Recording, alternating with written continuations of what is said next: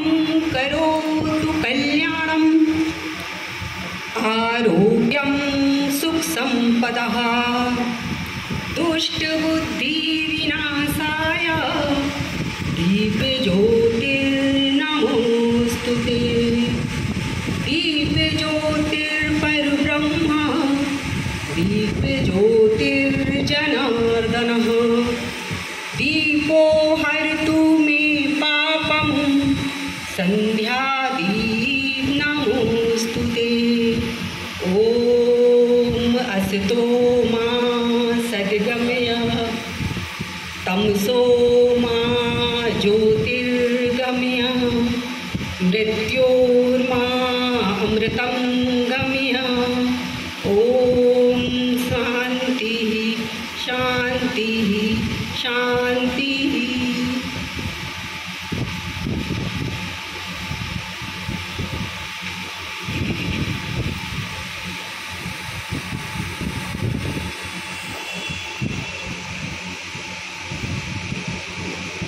तो समिति को धन्यवाद देती हूँ। जय हिंद।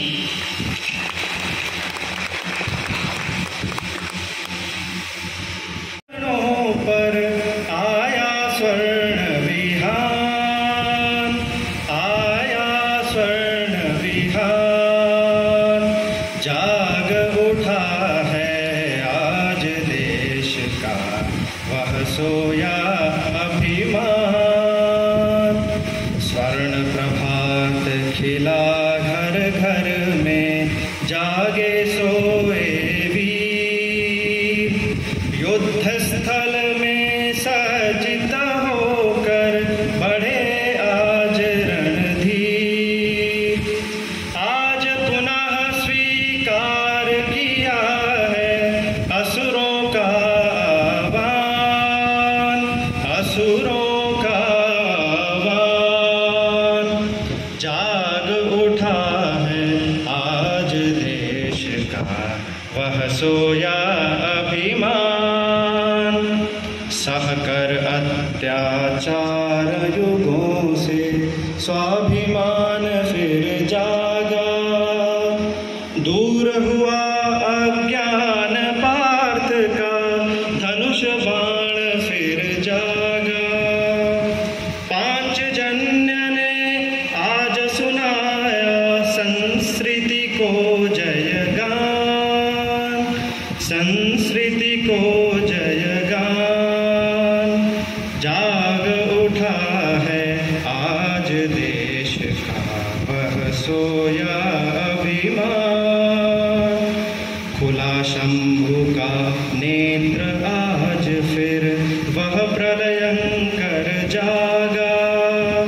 तांडव की वह लपटें जागी, वह शिव शंकर जागा। ताल ताल पर होता जाता पापों का अवसान, पापों का अवसान। जाग उठा है आज देश का वह सोया अभिमान। ऊपर हिम से ढकी खड़ी हैं वे पर्वत मालाएं, सुलग रही हैं भीतर भीतर प्रलयंकर ज्वालाएं। उन लपटों में दिख रहा है भारत का उत्थान, भारत का उत्थान। जाग उठा है आज देश का वह सोया अभिमान। जाग उठा है आज देश का वह सोया अभिमान।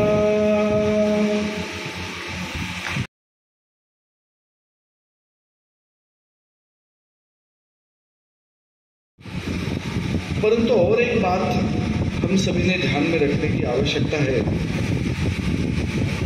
कि ऐसे बलिदानियों का, स्वतंत्रता योद्धाओं का स्मरण मात्र करना अपेक्षित नहीं है, क्योंकि जिन्होंने स्वतंत्रता के लिए त्याग किया, प्राणों की आहुति दी, उनके मन में स्वतंत्र भारत का एक सुंदर चित्र था और बलिदान करते हुए, प्राणों की आहुति देते हुए, पराक्रम करते हुए उनके मन में एक स्वाभाविक विश्वास था कि हमारी आने वाली पीढ़ी उनके मन में जो स्वतंत्र भारत का सुंदर चित्र है उसको साकार करेगी। आज वो हमारे साथ नहीं है, लेकिन उनके मन में जो स्वतंत्र भारत का सुंदर चित्र था, जिसको पूर्ण करने का दायित्व अब हम सभी का है, उसको समझने का प्रयास हम सभी मिलकर करें, ऐसी अपेक्षा है। इस सुंदर चित्र को समझने के लिए पहले हमें स्वतंत्रता आंदोलन क्या था, इसका उद्देश्य क्या था, किस लिए स्वतंत्रता की लड़ाई लड़ी गई, उसको समझने की बड़ी आवश्यकता है। क्योंकि वो समझने के बाद ही हम ऐसे बलिदानियों का और उनके मन में जो स्वतंत्र भारत का चित्र है उसको समझने में सफल हो। हम सब जानते हैं कि अपने देश पर केवल अंग्रेज नहीं तो अंग्रेजों के पूर्व भी कुछ शतकों तक गुलामी रही। 8वीं शती में यवनों का आक्रमण अपने देश पर हुआ। अपने देश के पश्चिम क्षेत्र में जो सिंध प्रांत है वहां पर यह आक्रमण हुआ और उसके बाद ये विदेशी आक्रमकों का एक प्रकार से लगातार आक्रमण चलते रहा, शतकों तक चलते रहा। जिस क्षेत्र से वो आक्रमण पहले आए उनसे भी दूर इंग्लैंड तक यानी यूरोप से भी आक्रमक अपने देश में आए। ये सारे आक्रमक इस देश को जीतना चाहते थे, यहाँ के लोगों को गुलाम करना चाहते थे। किसी एक देश को गुलाम करना यानी क्या? तो हर व्यक्ति की एक विशेषता रहती है, व्यक्ति की, समाज की, और उन व्यक्तियों से जो समाज और समाज से जो देश बनता है, ऐसे सभी की एक विशेषता रहती, उसको हम कहते हैं उस व्यक्ति की, समाज की या देश की पहचान। और भी शब्द है अस्मिता, या इस स्वतंत्रता या स्वाधीनता इस शब्द में जो स्व अक्षर आता है वो स्व यानी हम सबकी पहचान। और आक्रमकों का ये उद्देश्य था कि जब तक जिनको हमें जीतना है, जिनको गुलाम करना है, उनकी इस विशेषता यानी पहचान स्व, इसको जब तक हम मिटाएंगे नहीं तब तक ये लोग गुलाम नहीं बनेंगे। क्योंकि जिसके अंदर स्वयं के बारे में अभिमान रहता है, स्वाभिमान जिसको कहते हैं, वो जब तक रहेगा वो व्यक्ति, समाज, देश कभी गुलाम नहीं बनता। जो व्यक्ति अपना स्वाभिमान खोता है, जो समाज अपने स्वाभिमान को छोड़ देता है, वो गुलाम होता है। क्योंकि उसको अपनी विशेषताएं पता नहीं रहती, दूसरों की नकल करना, दूसरों के जैसे बनने का प्रयास करना, इसी में अपने जीवन की श्रेष्ठता लगती है। क्योंकि उसके अंदर कुछ रहता ही नहीं कि जिसके कारण वो स्वयं के बारे में अभिमान रखे।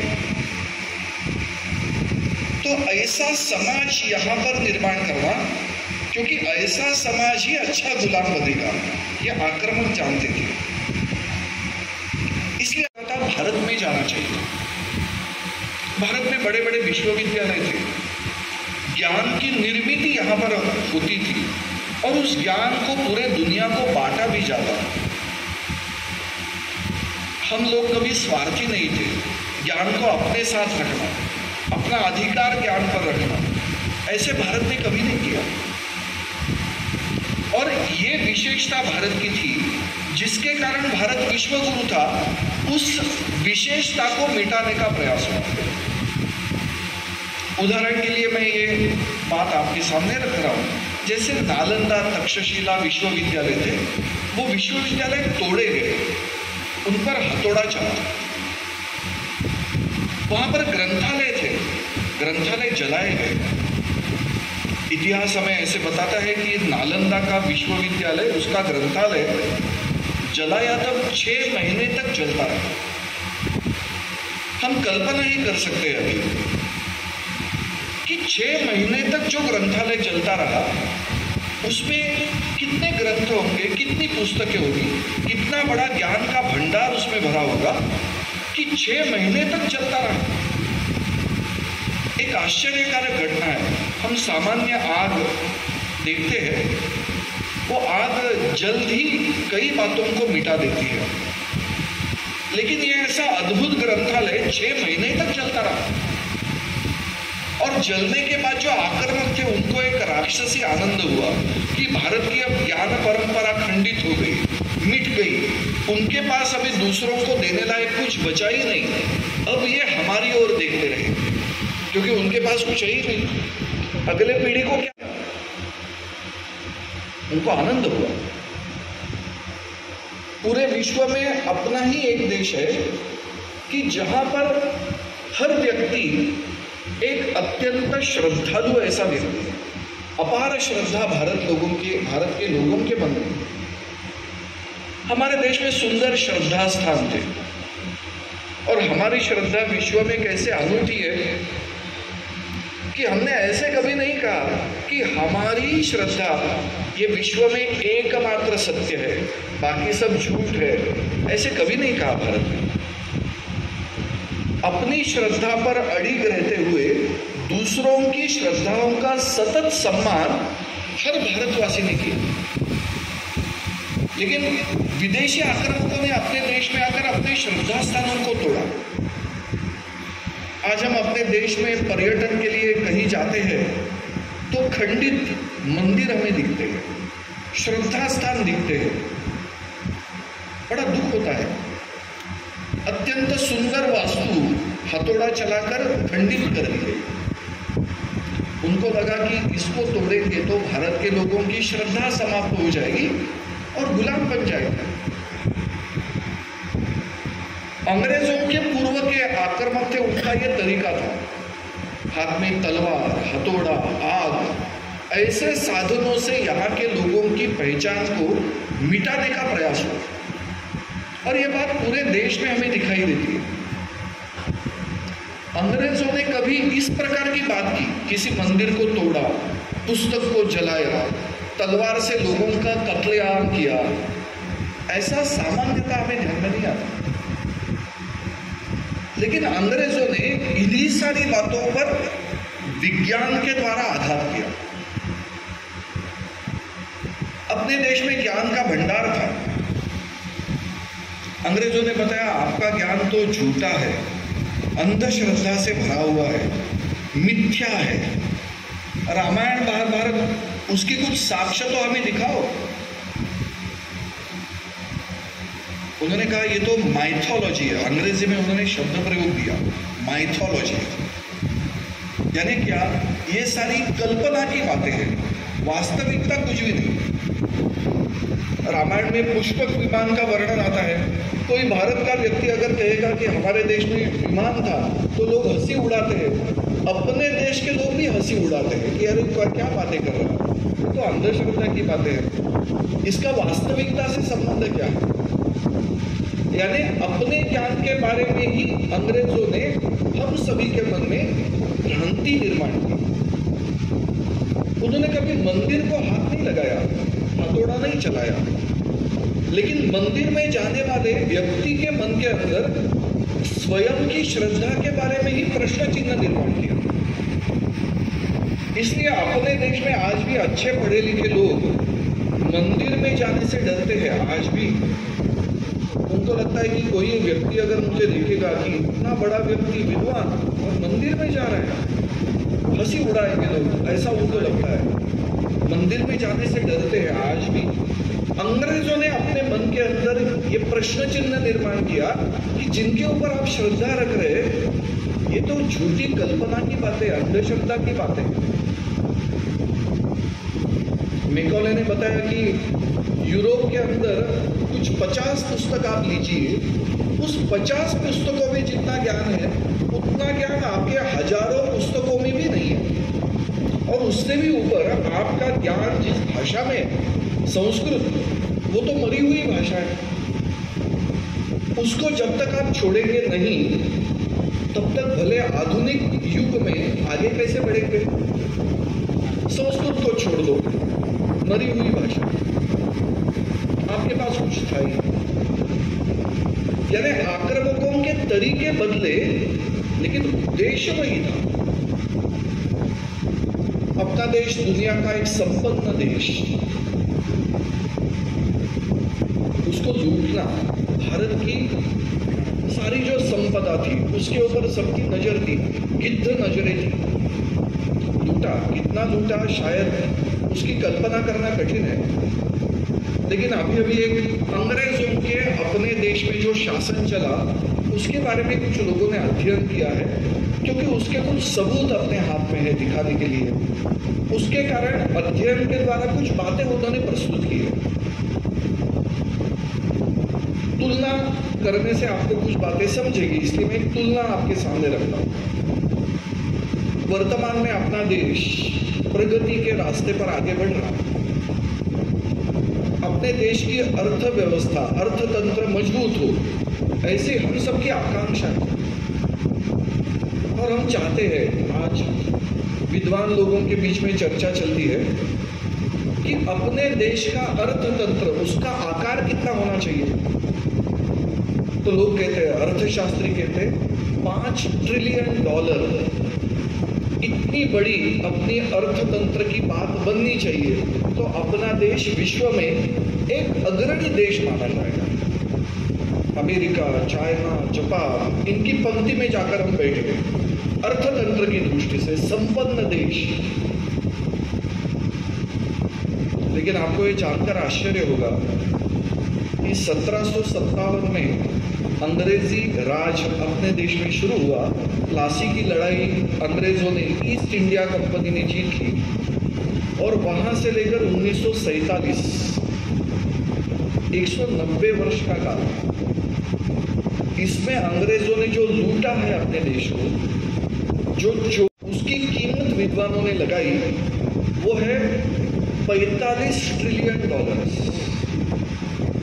हम सपना देख रहे हैं आज $5 ट्रिलियन का, उन्होंने 190 सालों में लूटा है $45 ट्रिलियन। 9 गुना ज्यादा लूटा है, 9 गुना ज्यादा। उसके पूर्व के आक्रमकों ने कितना लूटा, इसका हिसाब अपने पास नहीं है, कोई लगाने की स्थिति में नहीं है, क्योंकि उसके अच्छे सबूत नहीं मिल रहे। कल्पना करना कठिन है। इतना अपने देश को लूटा, और अपने देश की साख क्या थी विश्व में। इंग्लैंड का ही एक विद्वान अर्थशास्त्री मैंटिस, उन्होंने एक 2000 साल के इतिहास का अध्ययन किया। 2000 साल का विश्व का अर्थशास्त्रीय इतिहास, उसमें उन्होंने ऐसे लिखा है, अध्ययन करने के बाद, और किसी अंग्रेज व्यक्ति ने किया है तो उसको सच मानना ही चाहिए। तो ऐसा लिखता है कि पहले 1700 वर्ष विश्व में सकल घरेलू उत्पाद, आजकल अर्थतंत्र की एक परिभाषा, GDP, ग्रॉस डोमेस्टिक प्रोडक्ट, सकल घरेलू उत्पाद विश्व में किस देश का सबसे अधिक था? उसका उत्तर है भारत। पूरे विश्व में सबसे अधिक निर्यात पूरे विश्व में करने वाला देश कौन सा था? उसका भी उत्तर है भारत। यह स्थिति पहले 1700 साल की है। यानी विदेशी आक्रमक अपने देश पर आक्रमण कर चुके थे, उसके बाद भी भारत ने अपनी स्थिति को सुरक्षित रखा। अंग्रेजों ने वो भी समाप्त किया, और 1947 में अपना देश विश्व का, जिस देश का सकल घरेलू उत्पाद न्यूनतम नीचे गिरा है, ऐसा देश बन गया। यानी ये आक्रमणकारी थे, उनका उद्देश्य क्या है कि भारत की विशेषता पर आघात करके उसको मिटाना, भारत के स्व को तोड़ना, मिटाना, जलाना, जो कुछ उनको करना था वो किया, ताकि यहाँ का व्यक्ति स्वयं के बारे में किसी भी प्रकार का अभिमान न रखे।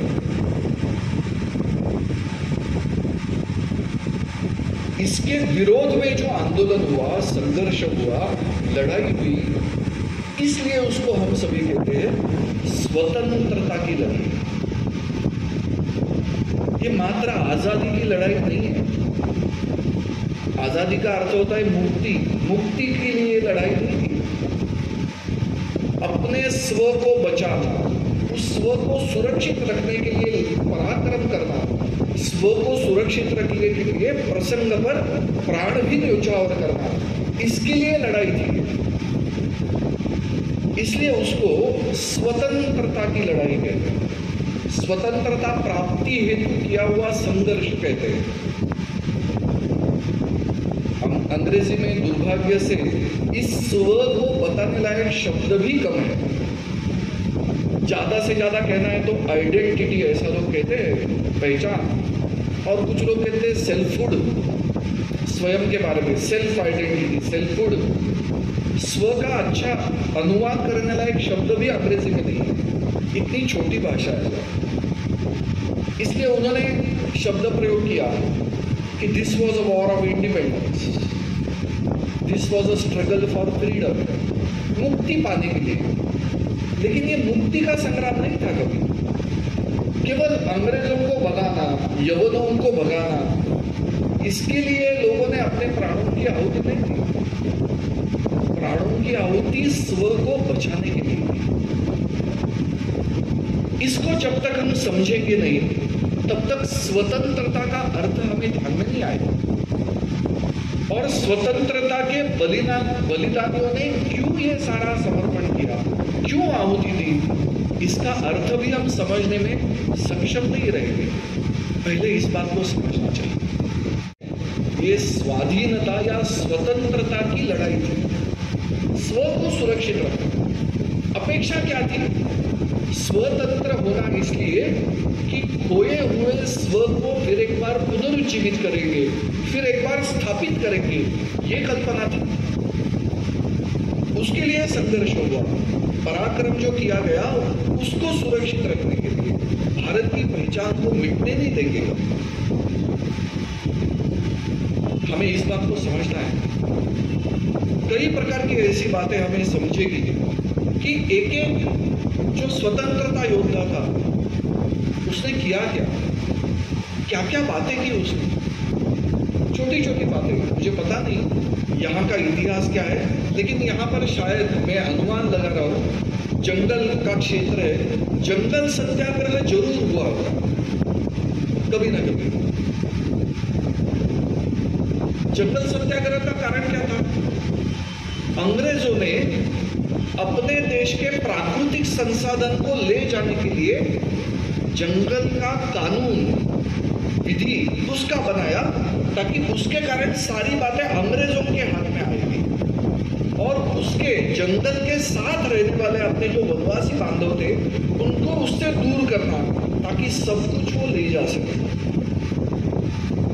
उसके विरोध में, उस कानून के विरोध में, क्योंकि प्राकृतिक संपदा ये भारत की विशेषता है। मुझे पता नहीं यहाँ से मंडला कितना दूर है, लेकिन मंडला में एक अगरिया नाम की जनजाति है, वो लोहा बनाती है और उनका लोहा उत्कृष्ट है। मुंबई IIT के धातु विज्ञान विभाग के जो प्रमुख है वो अगरिया जनजाति के लोग लोहा कैसे बनाते हैं उसके ऊपर ही अनुसंधान कर रहे हैं। ऐसी सारी बातें वनों से प्राप्त होती थी और उसके कारण भारत की निर्यात विश्व में श्रेष्ठ थी। एक अनुमान ऐसे लगाया जा रहा है कि विश्व में दमास्कस, सीरिया में जो है, वहां पर तलवारें बनती थी। उस तलवार के लिए जो लोहा था वो भारत से जाता था और ये माना जाता था कि भारत के लोहे से बनी तलवार इसलिए विश्व में श्रेष्ठ। यानी विज्ञान तंत्र ज्ञान भारत के पास था। तलवार लोहा आने के बाद बनाई जाती है, लोहा कहाँ बनता था? भारत में बनता है। वनों के कारण ये सारी बातें थी। इस वन को, इस प्राकृतिक संपदा को अपने हाथ में लेना, छीनना, उसके लिए सारा किया गया। उसके विरोध में, ये भारत की पहचान को मिटने नहीं देंगे, उसके विरोध में अपने देश में आंदोलन छेड़ा गया, जंगल सत्याग्रह। आपको शायद पता होगा कि बंगाल में इस प्रकार के वस्त्र बनते थे कि जिनकी सतत निर्यात इंग्लैंड में होती थी। 1850 तक इंग्लैंड को यह डर सता रहा था कि जब तक भारत से आने वाला वस्त्र, कपड़ा, ये हम रोकेंगे नहीं, बंद नहीं करेंगे, तब तक मैनचेस्टर की मिल्स कैसे चलेगी? क्योंकि इंग्लैंड के लोग भी भारत का वस्त्र ही पसंद करते थे। मैनचेस्टर की मिल का कपड़ा इंग्लैंड में कोई नहीं पहनता था। ये मिट नहीं रहा है तो अंग्रेजों ने बुनकर जो थे, वस्त्र, तलब वस्त्र, सुंदर वस्त्र बनता था, ऐसे सारे कारीगरों के अंगूठे तोड़ दिए, क्योंकि अंगूठे के कारण ही ये वस्त्र बन सकता था। अंगूठा एक बहुत बड़ी चीज थी, उसके कारण वो ताना बाना संभव था। अंगूठे तोड़ दिए गए। यानी अपने देश की विशेषताओं को, उसके विरोध में सत्याग्रह हुआ बंगाल के अंदर, उसके विरोध में लड़ाई लड़ी गई। लेकिन हम हार गए। आज उस प्रकार का वस्त्र अपने देश में कोई बना नहीं सकता जो भारत की विशेषता है। आज भी अपने देश में कोई विदेशी वस्त्र पहनकर आया तो विदेशी वस्त्र है। शर्ट पुरुषों में कुछ इसकी प्रतिष्ठा मानी जाती है। एक कैम्ब्रिज का शर्ट है, कैम्ब्रिज नाम का एक ब्रांड दिखाई देता है। जिनको वस्त्रों को रंग कैसे देना ये भी पता नहीं था, भारत से ये बात लेकर गए। ऐसी कई बातें हैं। संघर्ष क्यों हुआ, ऐसी एक एक बात आप निकाल कर देखेंगे तो आपको पता चलेगा। मैं विज्ञान भारती का कार्य करता हूं, तो हमने सोचा कि विज्ञान के क्षेत्र में अपने देश में विज्ञान को मिटाकर, अपने देश में जो विज्ञान था उसको झूठा कहकर, अंधश्रद्धा कहते हुए अंग्रेजों ने अपने विज्ञान को यहाँ पर लाने का प्रयास किया, लेकिन उसको कभी भारतवासियों को बढ़ाने की व्यवस्था करने की इच्छा उनके मन में नहीं थी। भारत के लोगों ने स्वयं आगे आकर विज्ञान की पढ़ाई के लिए संस्था स्थापित की। ये अंग्रेजों के नीति के विरोध में किया हुआ संघर्ष है। और आपको आश्चर्य होगा कि इसके लिए भारत के लोगों ने सब प्रकार का सहयोग किया। और पहली स्वदेशी विज्ञान संस्था कोलकाता में 1876 में निर्माण हुई, जहां से भारत के आधुनिक विज्ञान के पहले वैज्ञानिक निकले। आचार्य जगदीश चंद्र बसु, आचार्य प्रफुल्ल चंद्र राय, सत्येंद्रनाथ बसु, मेघनाथ साहब। और ये श्रृंखला और ये सफलता, इसकी यशकीर्ति कितनी बड़ी थी इस संस्था की, कि भारत में एकमात्र वैज्ञानिक है जिनको नोबेल पुरस्कार मिला, चंद्रशेखर वेंकट रमन। उन्होंने भी इसी संस्था में काम करके नोबेल पुरस्कार प्राप्त किया। अंग्रेजों ने निर्माण किए हुए संस्था में काम करके नहीं। अपने लोग समझ गए थे कि अंग्रेज जिस विज्ञान का उपयोग करके हमारे देश को लूट रहे, हमारे ऊपर अत्याचार कर रहे, आक्रमण कर रहे, वो हमें उसको कभी सिखाएंगे नहीं। सिखाएंगे तो वो हार जाएंगे। इसलिए उन्होंने अपने देश में इसकी व्यवस्था कभी नहीं की। हमने, हमारे लोगों ने संस्था खड़ी की और उसके लिए भारतवासियों ने सहयोग किया। ऐसे एक अभी यहाँ पर आप पुणे के पास तलेगांव नाम का एक गांव है, वहां पर एक पैसा फंड कांच कारखाना, पैसा फंड ग्लास फैक्ट्री, ऐसी एक फैक्ट्री है। उस समय भारत में विदेश से कांच आती थी, क्योंकि अंग्रेजों ने ऐसे सारी कारीगर बंद करवाए थे, उनकी कारीगरी पर आघात किया था। ऐसी छोटी छोटी वस्तुओं के लिए भारत को विदेश से सारी सामग्री लानी पड़ती थी। लोकमान्य तिलक जी के आह्वान पर लोगों ने एक एक पैसा जमा किया। पूंजी कहां से आएगी? भारत को तो लूट रहे थे, लेकिन लोगों ने एक एक पैसा जमा किया और उसके कारण ये कांच कारखाना खड़ा हुआ, जिससे भारत में स्वदेशी कांच बनने लगी। इसलिए उसका नाम ही है पैसा फंड कांच कारखाना। भारत के लोगों ने एक एक पैसा देकर उसको खड़ा किया। देश स्वावलंबी होना चाहिए। जमशेदपुर में जो जमशेदपुर की टाटा की उद्योग नगरी है वो खड़ी हुई, केवल टाटा ने काम किया ऐसा नहीं, समाज का सहयोग, टाटा आगे आए। ऐसी कई बातें। आपको ये भी शायद आश्चर्य होगा कि आयुर्वेद, योग, संगीत भारत का, इसके ऊपर कानून लाकर प्रतिबंध लगाया गया कि भारत में ये नहीं होना चाहिए, भरतनाट्यम नहीं होना चाहिए, कथक नहीं होना चाहिए, कुचिपुड़ी नहीं होना चाहिए। एक कानून बनाया गया। आयुर्वेद बंद होना चाहिए, क्योंकि आयुर्वेद जब तक बंद नहीं होगा तब तक एलोपैथी यहां पर कैसे चलेगी। योग जब तक बंद नहीं करेंगे भारत का, तब तक भारत के अंदर जो एक चेतना जगती है आध्यात्मिक, वो कैसी मिटेगी। जितने योगी पुरुष थे उनको जेल में, कारावास में डालते थे, उनके ऊपर अत्याचार करते थे। यानी अपने देश की सारी विशेषताओं को मिटाने का प्रयास हुआ, उसके विरोध में संघर्ष चलता रहा। जीवन के हर क्षेत्र में संघर्ष चला।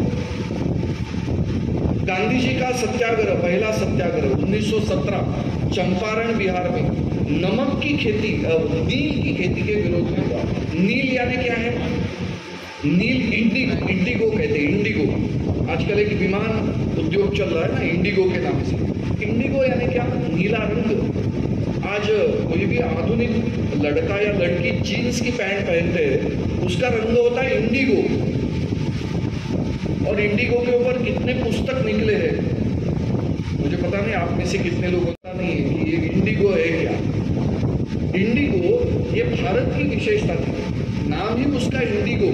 नील ऐसा नहीं कहते, ब्लू नहीं कहते उसको कहते इंडिगो। रंग का नाम ही भारत के नाम से बना। और ये सारा भारत से लेकर जा रहे थे इंग्लैंड में, और उसमें खेती में इतना अत्याचार किया कि उसके विरोध में गांधी जी आगे आकर उन्होंने सत्याग्रह किया। हमने हर बात को ऐसे समझने की आवश्यकता है। काशी हिंदू विश्वविद्यालय खड़ा हुआ, राष्ट्रीय विद्यालय खड़े हुए अपने देश में, क्योंकि अंग्रेज अपने देश में भारत में निर्मित ज्ञान उसको कभी पढ़ाते नहीं।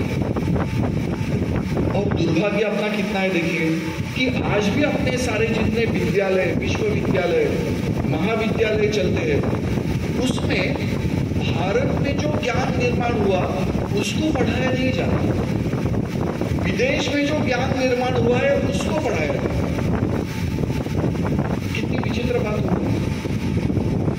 आज स्वतंत्र भारत में भी इस बात को हम ठीक नहीं कर पाए कि भारत में जो ज्ञान निर्मित हुआ उसको पढ़ाएंगे नहीं। आज भी अपने देश में किसी भी पाठ्य पुस्तक को उठाइए, वहां पर नाम किसी भी सिद्धांत का विदेशी व्यक्ति के नाम से होता। अपने देश में जो हुआ उसके बारे में बातें पढ़ाई नहीं जाती। आपको पता है कि अपने देश में शून्य का आविष्कार हुआ, शून्य से 9 अंक निकले। विदेश में तो था ही। आइंस्टाइन ने एक बार ऐसे कहा, आइंस्टाइन का नाम तो आप जानते होंगे, क्या था? वैज्ञानिक था। उसने एक बार ऐसे कहा कि we ओwe love to India because Indians have taught us how to count, without which this great development of science would not have been possible. Bharat के प्रति हमें सदैव कृतज्ञ रहना है, क्योंकि ये लोग हैं जिन्होंने हमें गिनती करना सिखाया, जिसके बिना विज्ञान की इतनी प्रगति कभी संभव ही नहीं थी। ये आइंस्टाइन कह रहा है।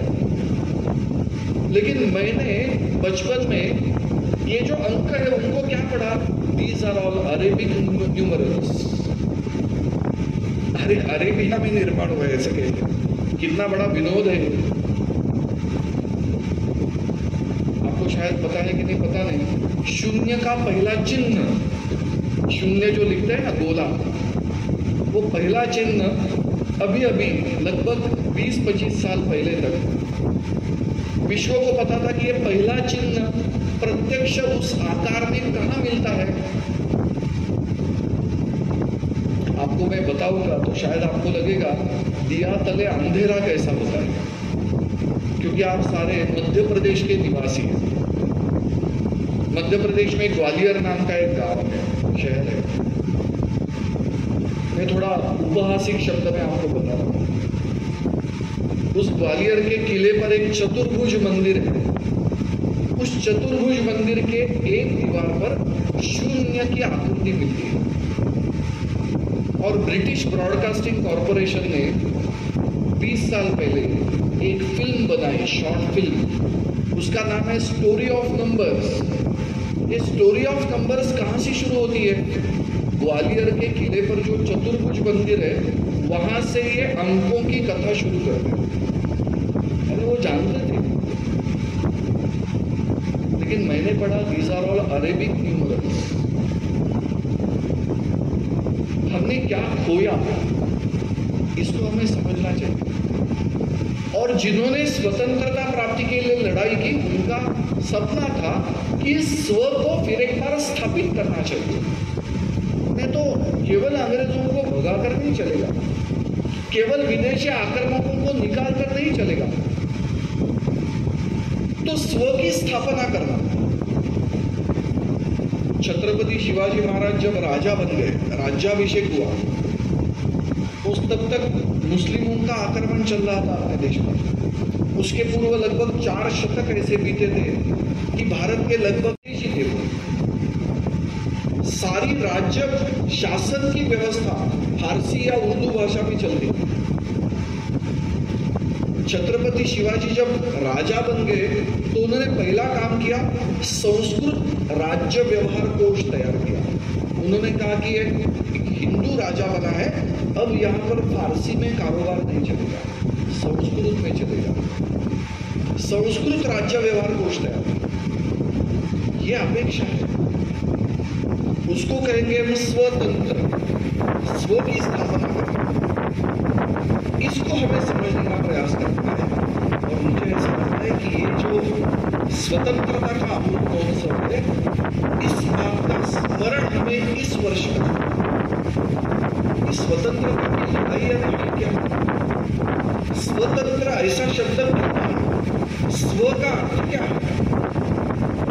और जैसे मैंने पहले बताया कि हम सभी का दायित्व है कि स्व की स्थापना यहाँ पर करें। आज के माननीय प्रधानमंत्री कहते हैं कि हम आत्मनिर्भर देश बनेंगे, लेकिन आत्मविश्वास के बिना आत्मनिर्भरता कैसे आएगी? वही व्यक्ति आत्मनिर्भर होता है जिसको स्वयं के बारे में विश्वास, यानी आत्मविश्वास हो। जिस समाज में आत्मविश्वास नहीं होगा, वो समाज भले आत्मनिर्भर कैसे होगा?